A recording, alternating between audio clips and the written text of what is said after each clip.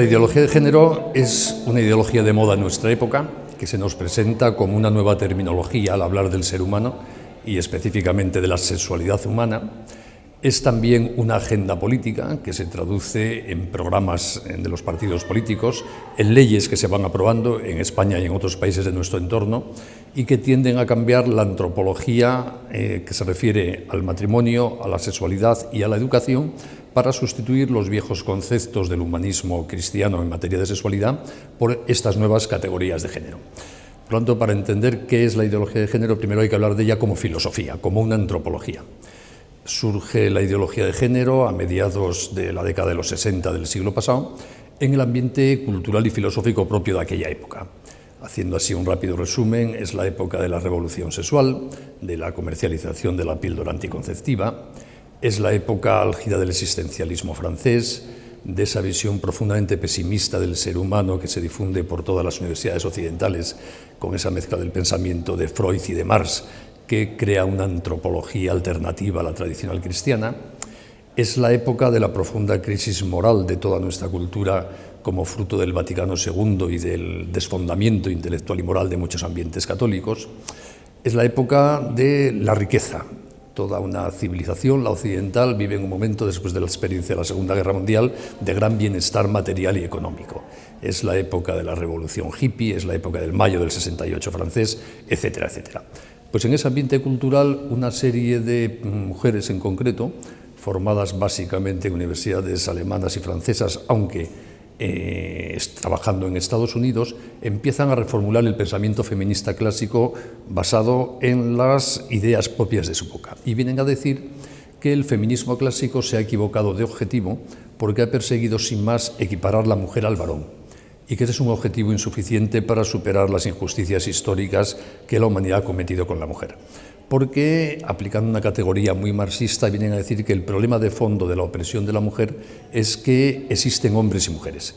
La mera dualidad hombre-mujer implica en ese análisis que hacen en aquella época una opresión clasista del varón, clase dominante, sobre la mujer, clase oprimida.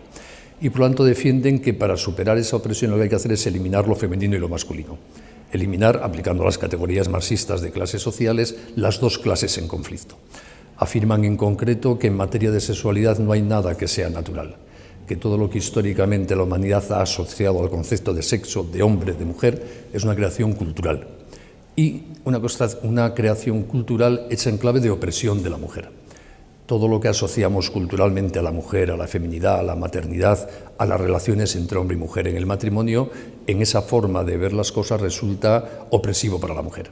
Y por lo tanto proponen como agenda política, las ideólogas de género, de construir todo lo humano, el lenguaje, las leyes, la moral, la religión, la cultura, el lenguaje, para excluir toda referencia a lo masculino y lo femenino.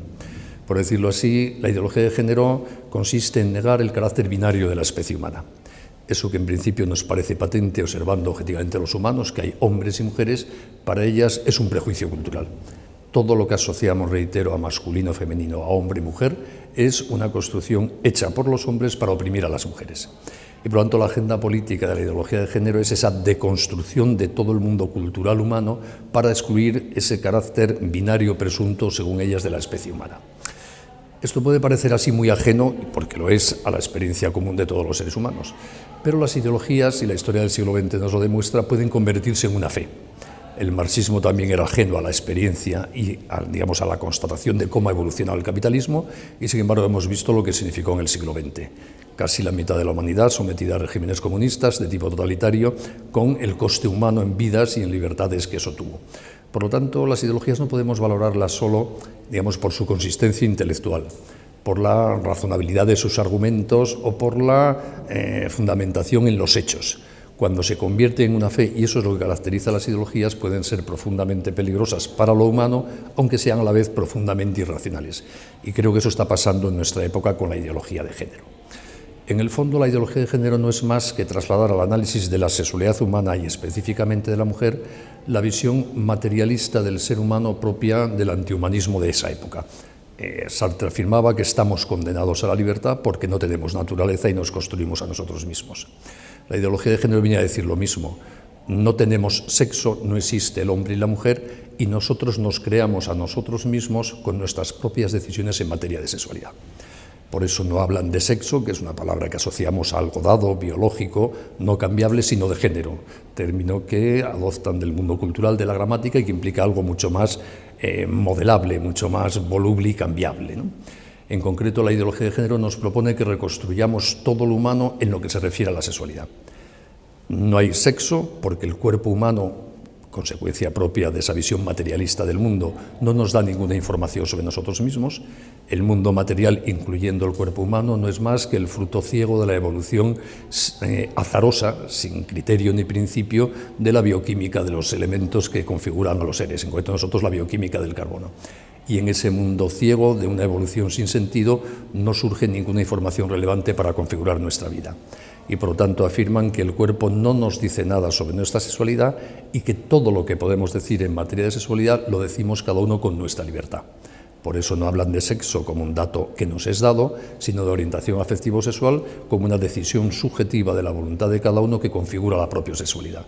Ya no seríamos hombres y mujeres, sino que seríamos las orientaciones afectivo-sexuales plurales y diversas que cada uno decida. Consecuencia práctica de esta forma de ver las cosas: ya no somos criaturas, no somos algo dado, no somos algo que podemos conocer, no existe una naturaleza humana, sino que somos lo que nosotros decidimos. Y en materia de sexualidad en concreto somos la orientación afectivo-sexual que cada uno libre y autónomamente, con independencia incluso de su cuerpo, decide. Y por lo tanto la última materia en materia de sexualidad, la última palabra que se puede decir es la que dice cada uno. Ya no hay algo bueno, malo, mejor, peor, conveniente, inconveniente, natural, antinatural en materia de sexualidad, si solo hay lo que yo decido. Por eso la visión de la sexualidad y del ser humano en consecuencia de la ideología de género es absolutamente incompatible con la visión propia del humanismo cristiano clásico. Para el humanismo cristiano y el humanismo en general existe una naturaleza humana, somos algo que no decidimos nosotros mismos. Nosotros, como somos racionales, podemos conocer ese algo en que consistimos, podemos conocer en qué consiste la naturaleza humana, y la opción de nuestra libertad es ponerla al servicio de lo óptimo de esa naturaleza que podemos conocer o no, pero con nuestra libertad no decidimos nuestra naturaleza. Para la ideología de género es al revés. Como no tenemos naturaleza, como no existe una naturaleza humana, somos lo que nosotros decidimos. La última palabra sobre lo humano, sobre lo bueno y sobre lo malo es la que dice cada uno. Y además es incomunicable con lo que dicen los demás. Si alguien desde fuera de cada uno de nosotros, optando por nuestra orientación afectivo-sexual, quisiese decirnos malo, bueno, natural o antinatural, sería un enemigo de nuestra libertad. Y por eso desde los postulados de género se ve a cualquiera que afirme que existe una naturaleza humana, que se puede decir una verdad sobre el bien y el mal en materia de sexualidad, se ve como un enemigo de la libertad, alguien a combatir, porque ataca la autonomía de autoconstrucción de la propia sexualidad que tiene o tendría, según estos postulados de género, cada persona. Y por eso al final en nuestra época hay un debate abierto, que es género o sexo. Tenemos sexo y eso es algo dado y con nuestra libertad veremos qué hacemos con nuestra sexualidad, opción del humanismo cristiano clásico, o somos el género que decidimos y no hay ningún criterio objetivo en la materia, que es la opción de la ideología de género. Y son dos formas de ver la realidad, son incompatibles. No es que haya matices diferenciales, es que son incompatibles. Y por eso creo que la cuestión del género o del sexo es la cuestión de nuestra época. En el siglo XX hemos vivido una confrontación de ideologías, marxismo, liberalismo, libertad, propiedad pública, dirigismo estatal, que tenían un modelo sobre la organización de la sociedad. Hoy día vivimos una confrontación ideológica que no tiene un modelo sobre cómo organizar la sociedad o el Estado, sino que tiene un modelo de persona. En concreto, la ideología de género no tiene un modelo de Estado, sino un modelo de persona, pero pretende usar la política y las leyes para imponer a todo el mundo ese modelo de persona. Y por eso la ideología de género no es solo un tema de debate académico entre especialistas en antropología, sino que se ha convertido en un problema general, porque se ha encarnado en unas políticas que están usando a los poderes públicos, a determinados partidos políticos, para imponer y configurar la forma de pensar en materia de sexualidad de toda la sociedad. Ese es un fenómeno que estamos viendo en España como en todos los países de nuestro entorno, donde en los últimos años se han venido aprobando leyes que han cambiado el concepto de sexo por el de género en la descripción de persona en el registro civil, de tal manera que hoy día, a efectos del derecho civil español, la identidad sexual subjetiva de cada persona, tal como uno la percibe, es inscribible en el registro civil y se impone para identificar a la persona frente a la realidad física del sexo. Se ha reconfigurado el concepto de matrimonio como institución específica para la unión entre hombre y mujer, para sustituirla para la unión de cualesquiera dos adultos, sea cual sea su orientación afectivo-sexual, no se sabe con qué finalidad, que eso es lo que popularmente se conoce como matrimonio homosexual, y luego se ha trasladado a través de la reforma de las legislaciones educativas esta nueva antropología en materia de sexualidad, ya inspirada en los principios de género, a la enseñanza en materia de educación afectivo-sexual que se pretende implantar con más o menos éxito en la escuela. Y el último paso, que se está dando ya en la legislación española de la agenda política de género, es pretender que quien discrepe de esta forma de entender la sexualidad propia de la ideología de género, que es la que ya está en las leyes, sería un ataque a lo que llaman las personas LGTBI, que es el acrónimo formado con la primera letra de lesbianas, gays, bisexuales, intersexuales y transexuales. Con lo cual ya pasaríamos a restringir la libertad de pensamiento en materia de sexualidad para que el que discrepa de la visión de género pueda ser incluso sancionado, bien administrativamente, bien incluso penalmente, como si fuese un delito de odio discrepar de la percepción de la sexualidad propia de la ideología de género. Y esta es la agenda política que con más o menos intensidad y más o menos radicalismo vemos que se está implantando en todos los países de su entorno europeo, en América Latina, en Estados Unidos y con menos éxito, pero se está intentando también en el África subsahariana, en parte de Asia, etc. Es un fenómeno mundial, no específicamente español ni europeo. Algunas trampas conceptuales y de marketing publicitario de la presentación pública que se nos hace de la ideología de género. Normalmente, cuando en un país se difunde la ideología de género, los que la difunden lo presentan como si fuese una lucha contra la discriminación tradicional de las personas homosexuales, lesbianas, transexuales, etc. Y esto es una técnica publicitaria muy eficaz, porque si fuese verdad que la ideología de género es la manera de luchar contra una discriminación, quienes discrepamos de la ideología de género seríamos defensores de una discriminación, y eso te coloca en una situación indefendible para el debate público, pero no es verdad. Es, sin más, repito, una técnica publicitaria eficaz. La ideología de género no tiene nada que ver con la homosexualidad, aunque se nos presente, repito, como una forma de luchar contra la discriminación histórica de los homosexuales. Porque de la forma de vivir la sexualidad, de las apetencias sexuales, de las orientaciones afectivas de las personas no se deriva ninguna ideología.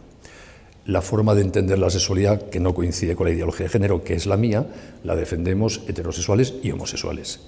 Y la ideología de género la defienden homosexuales y heterosexuales, porque, repito, de la conducta de las apetencias sexuales no se deriva una ideología. Pero es importante no caer en esa trampa, porque si no, a los que discrepamos de la ideología de género nos atenaza en el debate. Yo estoy en contra de la discriminación por razón de sexualidad, pero estoy a favor de la libertad de pensamiento en una sociedad democrática en materia de sexualidad, y además ejerzo esa libertad de pensamiento diciendo que no estoy de acuerdo con la ideología de género.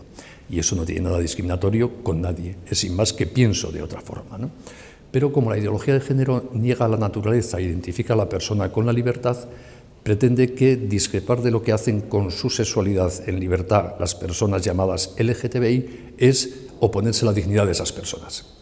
Por poner un ejemplo más fácil de entender, yo tengo libertad de expresión y de pensamiento porque soy un ser racional capaz de hablar, y los demás respetan mi libertad de expresión si me dejan hablar, pero eso no obliga a que los demás tengan que escuchar obligatoriamente lo que yo digo, y mucho menos a que digan que les encanta lo que yo digo.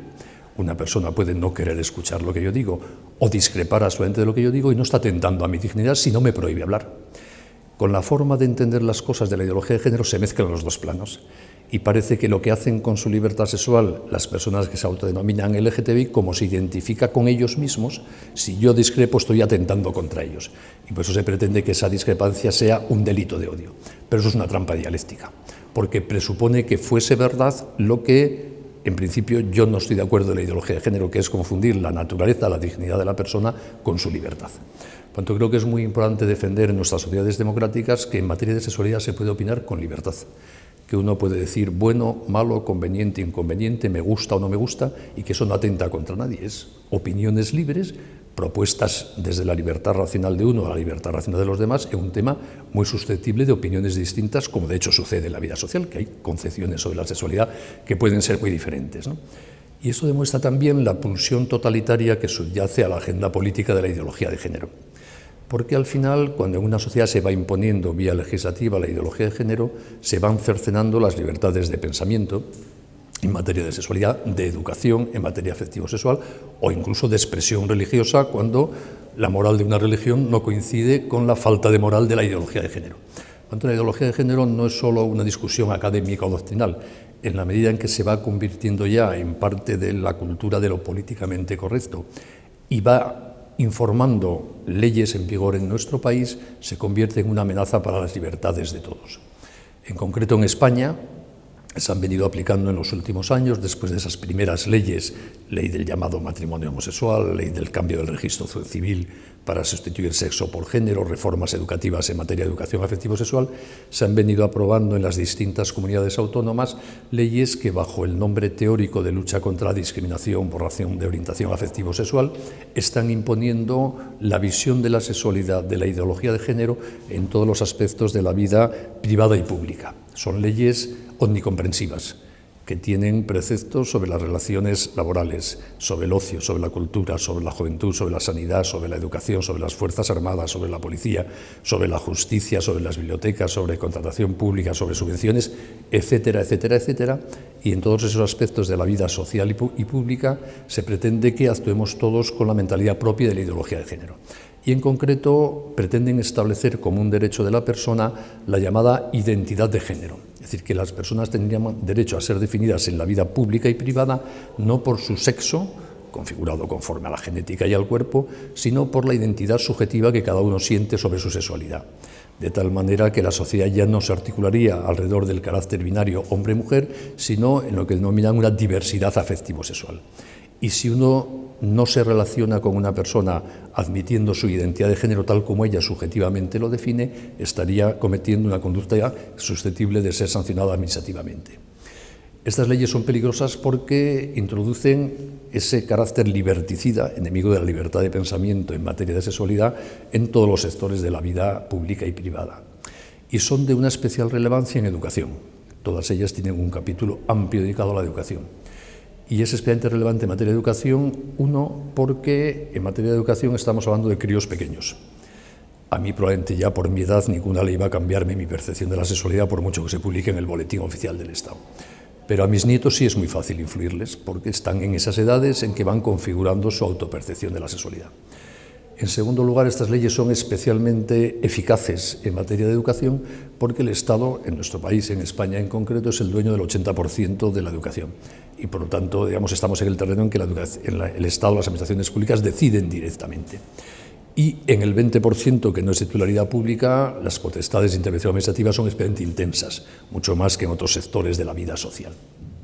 Y por lo tanto, las normas sobre educación en materia de género son especialmente relevantes.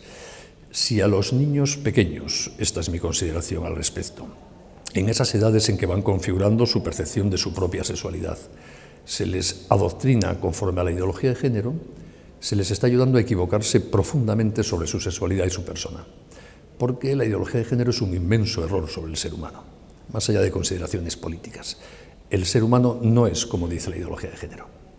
Y por lo tanto, si a los chicos se les enseña a verse a sí mismos conforme a los postulados de la ideología de género, se les está induciendo a un error inmenso sobre sí mismos. Y eso es una trascendencia inmensa. Y eso es lo que más me preocupa a mí de la ideología de género. La ideología de género no tiene consistencia intelectual, es un cúmulo de errores sobre el ser humano y que por lo tanto creo que tiene muy poca viabilidad en el tiempo. Pero pueden causar mucho daño confundiendo a las personas sobre sí mismas en una dimensión fundamental de la persona como es la sexualidad. Y pues yo creo que el reto que nos plantea la ideología de género, a quienes creemos que es un inmenso error antropológico, es el de, en nuestra sociedad, hacer presentes ideas correctas y sensatas en materia de sexualidad. Intuyo, aunque no puedo demostrarlo, que una de las razones por las que la ideología de género se ha expandido tan rápidamente y con tanta eficacia en nuestro tiempo es que había un vacío inmenso en nuestra sociedad, en lo que podríamos llamar la cultura cristiana en materia de sexualidad. Durante 2000 años se ha hablado muy poco de sexualidad y con frecuencia mal, como si la sexualidad fuese algo turbio, malo, que no queda otro remedio que consentir, pero que mejor no mencionar mucho. Y ese vacío inmenso lo ha ocupado con gran eficacia el primero que ha venido hablando en positivo de una forma de entender la sexualidad que es el género. Y por lo tanto nos plantea el reto de volver a pensar en clave positiva y con eficacia y hacer pedagogía de la sexualidad. Y yo creo que este es el reto importante. Es bueno conocer qué es la ideología de género, porque es la ideología de nuestra época. Es bueno conocer la terminología propia de la ideología de género para no usarla en la medida de lo posible, porque es una ideología que, queramos o no, hoy arrastra consigo las concepciones antropológicas del género, pero lo que se trata es ver en positivo. Toca defender la sexualidad. Yo creo que cualquier persona que se preocupe hoy por la felicidad de los demás, por aquellos a los que quiere, a los que puede influir, nuestros hijos, nuestros nietos, nuestros amigos, nuestros alumnos, debe convertirse en alguien que hable mucho y bien de la sexualidad continuamente, porque creo que es el reto que necesita nuestra época.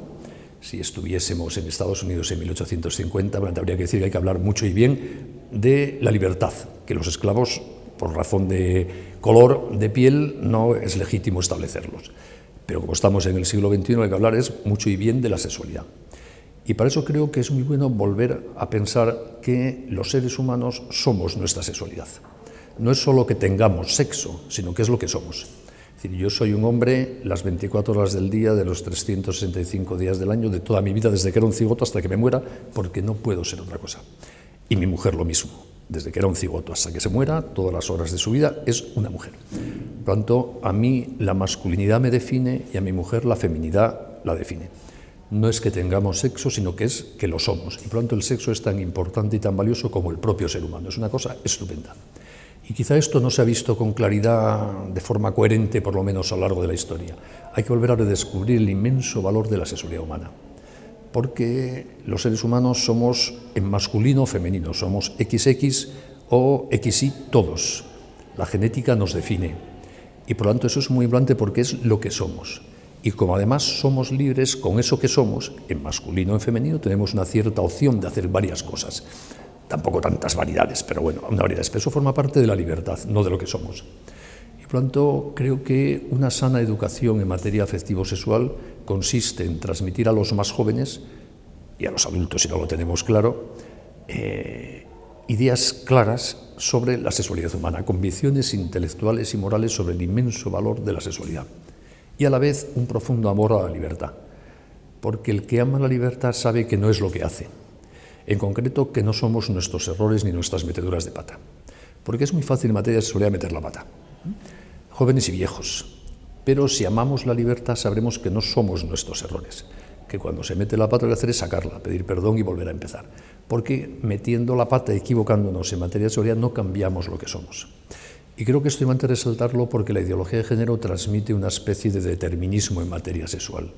Si te apetece eso, eres eso, entrégate a ello con fruición. Si una vez has hecho eso, es que tú eres eso, no salgas de ese ambiente, y no es verdad. Precisamente porque somos libres, cuando no usamos bien nuestra sexualidad, lo que tenemos que hacer es decir, me he equivocado, vamos a empezar de nuevo a centrar nuestra vida en la naturaleza tal como somos, hombres o mujeres. Y además, valorar profundamente la sexualidad humana implica darse cuenta de que es algo que no solo se refiere al cuerpo. Yo soy hombre en todos los estratos, por decirlo así, de mi personalidad. Mi cuerpo está sexuado, pero también mis sentimientos y mis emociones y mi psicología y mi espíritu. Es decir, yo actúo en varón no solo cuando practico el sexo o cuando amo, sino también cuando rezo y cuando pienso y cuando siento y cuando me emociono. Y por lo tanto lo masculino y lo femenino son transversales a todas las dimensiones o estratos del humano. Es algo que no podemos renunciar a ello si no queremos deshumanizarnos. Al final, quien hiciese suyo de forma coherente la visión de la sexualidad propia del género estaría negando la propia humanidad. Benedicto XVI una vez explicó con claridad que el ser humano moderno, con su ateísmo, ha querido excluir de las consecuencias para su propia vida de admitir que también existe Dios. Y que el ser humano, con su materialismo, ha querido excluir de las consecuencias para organizar su vida de reconocer que es también un ser espiritual. Y ahora, con la ideología de género, el ser humano está negando su propio cuerpo. Y concluía el Papa diciendo algo así como: ya sin Dios, sin alma y sin cuerpo, el ser humano es un Dios que se crea a sí mismo. Ya no es una criatura. Y ese es en el fondo el trasfondo antropológico del género, más allá de los temas políticos, legislativos, etc.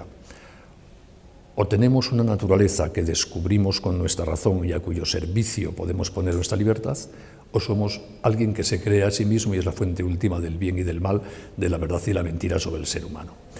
Y como yo creo que es objetivo que tenemos una naturaleza que Precisamente porque somos racionales podemos conocer con certeza en qué consistimos, en qué consiste ser un ser humano, también podemos conocer con certeza el sentido de la sexualidad humana y por tanto podemos poner nuestra libertad al servicio de eso que significa la sexualidad humana. ¿Y cuál es el sentido de la sexualidad humana? Yo creo que es evidente si se mira a los seres humanos sin prejuicios. Es decir, se ve, si mira uno sin prejuicios a los seres humanos, ve hombres y mujeres, chicos y chicas, y ve además que chico, chica, pene, vagina, espermatozoide, óvulo, niño. Es decir, que la sexualidad humana tiene un sentido evidente, y esto no es una especulación, es que estamos hechos así. Gracias a este carácter binario de la especie humana, que somos en masculino y femenino, podemos ser padres o madres, y eso nos constituye. Ejercitemos o no ejercitemos esa posibilidad en la vida, somos potenciales padres y potenciales madres. Y eso es lo que somos. Y por lo tanto la sexualidad humana tiene un sentido que podemos conocer. No es el terreno del caos, no es el terreno de la falta de sentido, todo lo contrario. Tiene un sentido estupendo que nos permite ser padres y madres, crear otros seres humanos, que es una maravilla. Y esto es lo que hay que ayudar a descubrir en nuestra sociedad. Que la sexualidad humana es una maravilla y tiene un sentido estupendo que podemos conocer. Y que por lo tanto no es verdad que uno se crea a sí mismo en ese terreno. Uno puede, si quiere, organizar su proyecto vital acorde con su ser hombre o con su ser mujer, pero eso tiene un sentido objetivo. Y el sentido objetivo es la vida. La maternidad y la paternidad son algo estupendo, no son un ataque a nuestra libertad. No es verdad que la mujer cuando se queda embarazada quede esclavizada al varón, como dice la ideología de género, sino todo lo contrario. Es una maravilla la posibilidad de dar vida. Y por eso también hay que entender que esa ecología de la vida que surge de la relación hombre-mujer implica una responsabilidad inmensa sobre esa vida. Y como la especie humana es muy prematura, nacemos antes de tiempo, al útero materno que ha protegido la vida durante 9 meses debe sustituirlo el útero familiar durante muchos años. Y por eso esa relación que se basa en la dualidad hombre-mujer, en la medida en que origina vida, tiene una vocación, una proyección estable en el tiempo, que es lo que hemos llamado siempre matrimonio. Y por eso el matrimonio es la unión entre un hombre y una mujer que pueden crear la ecología de la vida.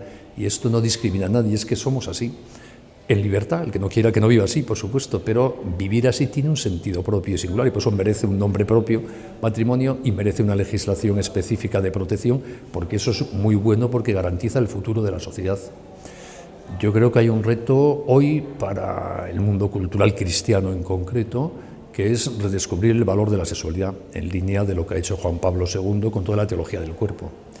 En línea con eso que San José María llamaba el materialismo cristiano. El cuerpo tiene un inmenso valor.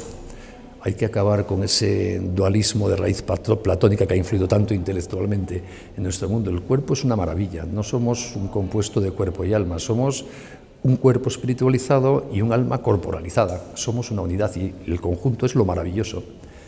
Por lo tanto, materialismo cristiano, la comprensión de que el matrimonio es un sacramento. No es que sea un sacramento la boda, es un sacramento la vida matrimonial. Cuando San José María también decía que él veía el lecho conyugal como un altar, yo creo que se refería a esto. Lo que se hace ahí es un sacramento, fuente de gracia. Ya está bien de despreciar el sexo, de considerarlo una cosa secundaria. Hay mucho que redescubrir en este terreno. Y creo que el reto que nos plantea la ideología de género con su amenaza a la libertad, con ese inmenso error que puede hacer infeliz a mucha gente en la concepción de la propia sexualidad, es que aprovechemos esta circunstancia para redescubrir con más fuerza y energía este valor de la sexualidad en una sana antropología. Y por lo tanto, lo que yo planteo a quienes compartan mi preocupación por este debate sexo-género propio de nuestra época es que nos convirtamos todos en expertos en sexualidad, que hablemos mucho y bien de la sexualidad en todos los sitios, y especialmente que los padres de familia se ocupen de la educación afectivo-sexual de sus hijos. Si en otras épocas los padres de familia no se ocupaban de esta materia, hacían muy mal. Pero bueno, había seguridades ambientales que se transmitían a los niños, hoy no.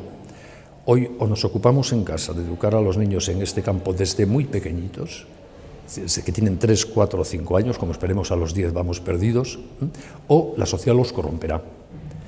Porque hay un factor, aparte de todos los que hemos mencionado, de desinformación ideológica, que incide profundamente en las nuevas generaciones, que es la pornografía, que es libre, gratuita y accesible desde que el niño tiene un móvil. Y por tanto, antes de ese momento tiene que tener ya seguridades intelectuales y morales en este campo. Y donde mejor se les pueden dar esas seguridades intelectuales y morales es en casa. Papá y mamá tienen desde muy pequeños que transmitir por la vía de los hechos a sus hijos, que son los mayores expertos en sexualidad que hay en el mundo. Deben hablarles continuamente de sexualidad, darles criterio, no pretender ocultarles el mal que hay en el mundo, sino darles razones para elegir lo bueno en este campo. Y a la vez enseñarles a amar su libertad para que, como decíamos antes, cuando cometan errores, sepan que no son esos errores. Necesitamos que las familias en nuestra época asumamos de verdad, con conciencia y con formación, hay que formarse para hablar de estas cosas, esta responsabilidad de formar a nuestros hijos en la materia educativa, en materia afectivo-sexual, para que tengan seguridades, criterio, para que cuando salgan al mundo, que es muy pronto hoy día, sepan decir bueno, malo, quiero, no quiero. Y si dicen quiero a lo que debieran decir no quiero, que digan he metido la pata, tengo que rectificar. Por tanto, en nuestra época, y con esto concluyo, nos plantea un reto, formarnos bien para poder hablar bien de la sexualidad en todos los ambientes y específicamente en el hogar.